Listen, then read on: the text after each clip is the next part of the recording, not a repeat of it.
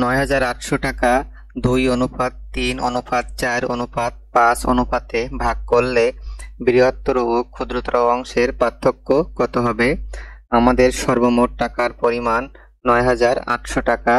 এখন আমাদের যে ৪টি অনুপাত দেওয়া আছে ওই অনুপাত আমরা যোগ করব।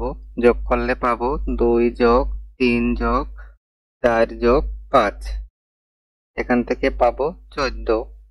এখন সর্বমোট টাকাকে আমরা আমাদের অনুপাতের সমষ্টি অর্থাৎ ১৪ দিয়ে ভাগ করব। ১৪ দিয়ে ভাগ করলে আমরা পাবো ৭০০। এখন আমাদের এখানে বৃহত্তর অংশের টাকা হলো ৫। তাহলে ৫কে আমরা ৭০০ দিয়ে গুণ করব। গুণ করলে পাবো ৩,৫০০ টাকা। এবং আমাদের ৪টি অনুপাতের মধ্যে সর্বনিম্ন অনুপাত বা ক্ষুদ্রতর অনুপাত হলো ২। সেজন্য ২ এর সাথে আমরা ৭০০কে গুণ দিব। গুণ দিলে পাবো ১,৪০০ টাকা। এখন প্রশ্নে আমাদের বৃহত্তর এবং ক্ষুদ্রতর অংশের পার্থক্যের মান চেয়েছে, তাহলে আমরা বিয়োগ করতে হবে।